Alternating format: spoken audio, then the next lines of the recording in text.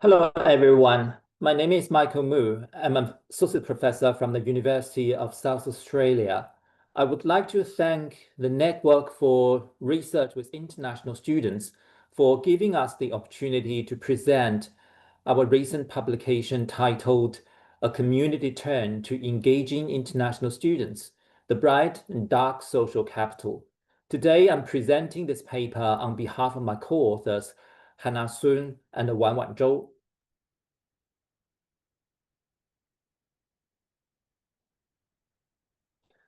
I would like to outline some of the highlights of our study.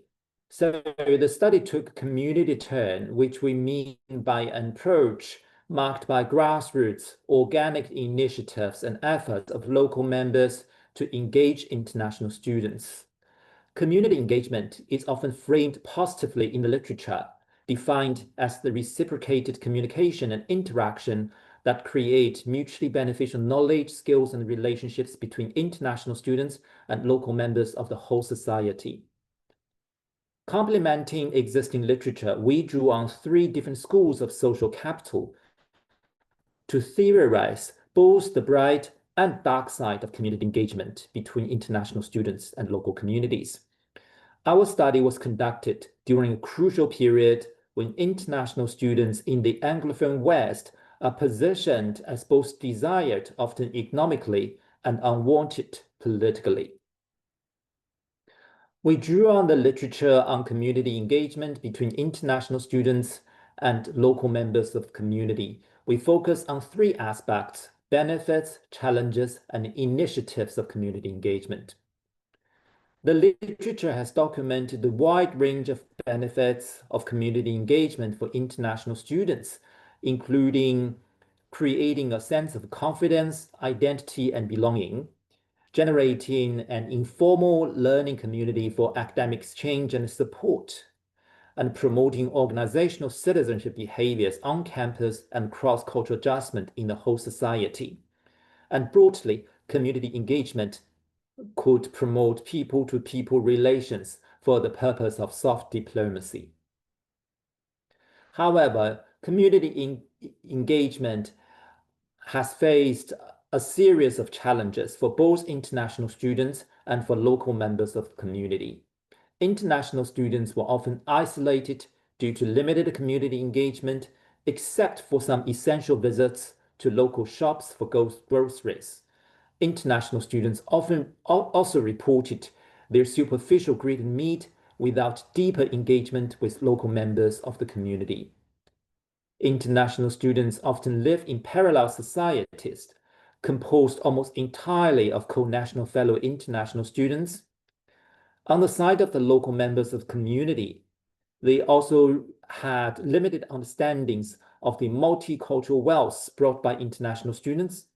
They also had inadequate understanding of the culturally productive ways to connect with international students. In addition, other challenges abound. For example, language barriers, limited time, inconvenient transportation, to just name a few here. To grapple with the challenges of community engagement, the literature has also explored the initiatives that boost community engagement between international students and local members of the community. These initiatives were largely led by the universities. Some universities offer optional community engagement programs to international students. For example, teaching about cultural diversity at local school and showcasing cultural diversity at local libraries. Other universities formalize community engagement as a compulsory program. For example, some universities deploy these 25-hour community services at an assigned site, and still other universities developed community-based framework as part of the orientation program. Put together, community engagement is a nascent avenue of scholarly inquiry. Ground-up engagement from local communities is underreported and under-researched. Taking a community turn, our paper delves into the grassroots, organic initiatives and efforts of local communities to engage international students. We ask the question of what are the nature and dynamics of community-initiated engagement with international students? Our study was part of a larger project called International Student Resilience, Wellbeing, and Community Engagement. The larger project has 4 data sets. The first is the time series panel data about international students drawn from existing official databases. The second was an online survey with 1,372 international students in South Australia. And the third was 4 focus group interviews comprising a total number of 16 international students.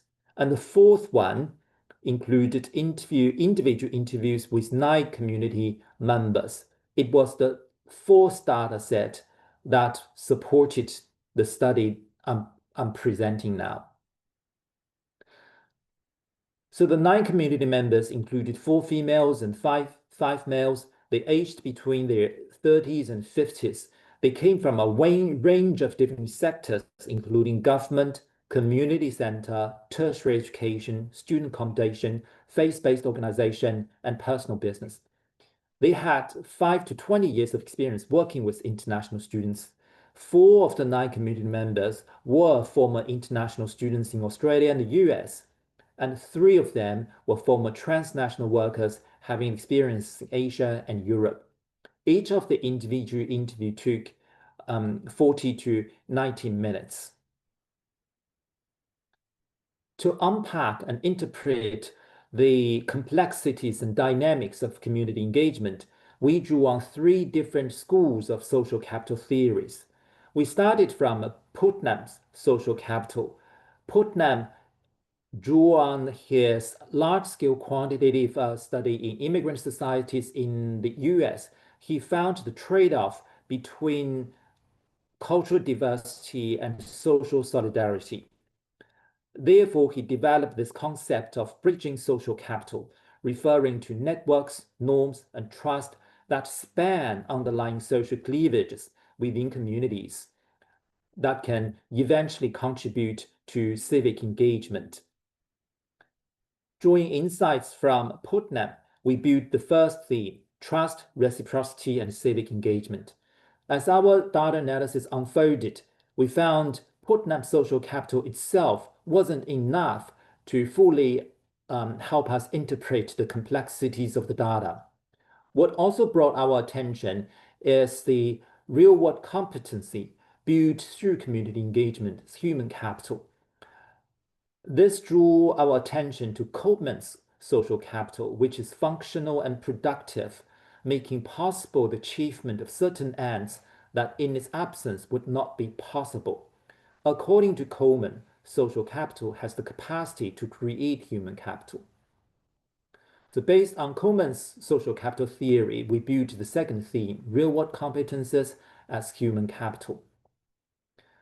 And again, our data also show persistent social grouping and differentiation. That is to say, the persistent disengagement between international students and local members of the community.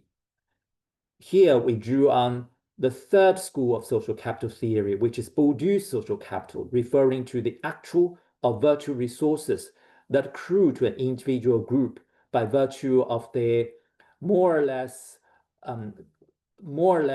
existing networks and recognition. Drawing insights from 3 schools of social capital theories, we built this triumvirate community engagement model. So for Coleman, social capital can be translated into human capital and has exchange value. For Putnam, social capital refers to norms of reciprocity and trust.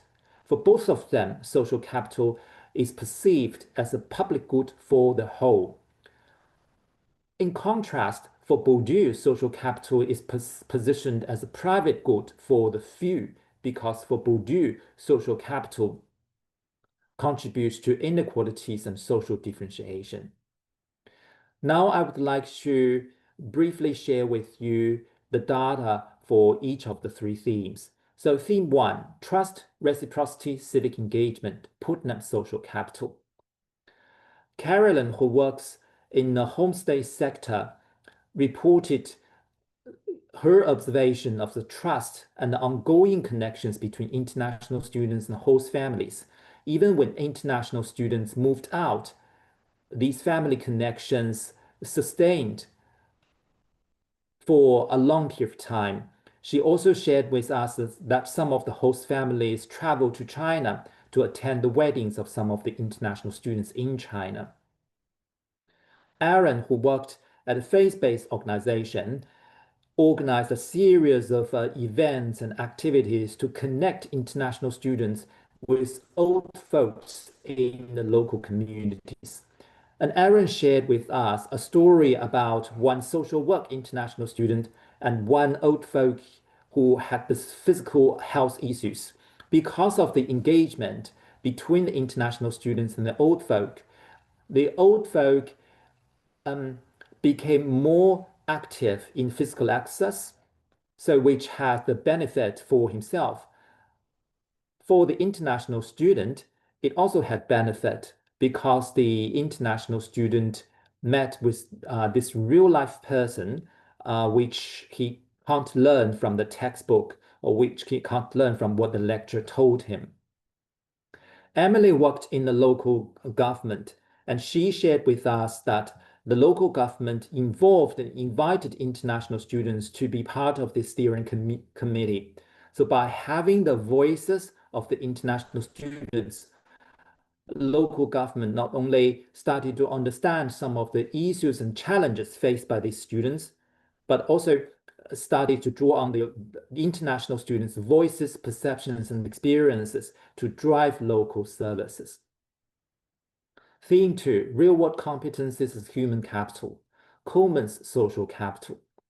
Will worked at a local talent incubator. He connected international students with local industry fellows so that the industry fellows can share with the students of the industry insights, help international students to understand what the industry looks like in Australia. And by meeting with young professionals from an industry, international students also learned how to present themselves in the labor market. Jacqueline, who worked at a tertiary education provider, affirmed that community-based volunteering enabled international students to mix with the local community and practice their English so that international students have something on their CV to apply for jobs. And a third theme, social grouping and differentiation, Bourdieu's social capital. Julia, who worked at faith-based organization, shared her perspectives. Their organization developed a series of programs and activities to bring together international students. But Julia said, what brings international students together is that they don't really have anybody else there. According to Julia, there seems to be a social and cultural boundary between international students and local people. And Emily shared her insights based on observation of the disconnection between international students and local members. She developed this program called Speed Friending, hoping that they would have local students and international students together. But Emily said, what we've got were all international students because most of the local students have already got networks of friendships formed from high school. They are not necessarily looking to make new friends. International students sometimes were intimidated to connect with local peoples because they didn't really know how to. And because of this different cultures between the international students and the local people. And for Emily, she said it was because of the Australian culture, our culture. And here, Emily seems to indicate the us and them. So put together, we had some final remarks on the bright and dark social capital based on a study of community engagement between international students and local communities. So in our study, community engagement denotes the social connections and structural relations between international students and local people, practices, and places. In response to Putnam Coleman, we consider consultative, collaborative, and contributive community engagement to be equally meaningful. In response to Bourdieu, we do not romanticize community engagement as always being rose-tinted. Social cleavages and exploitative practices persist when international students engage with local communities. Relatedly, a full social alliance for community engagement has yet to be obtained. Indeed, our study reviewed the concerns about community buy-in and the community interest regarding the engagement of international students. We therefore conclude by inviting readers to mull over the most appropriate means of obtaining the social alliance that respects local ethos, recognize the potential of international students, and reinforce collective flourishing. And this brings to the end of my presentation. Here is a list of the references we used to develop our study. And thanks for listening.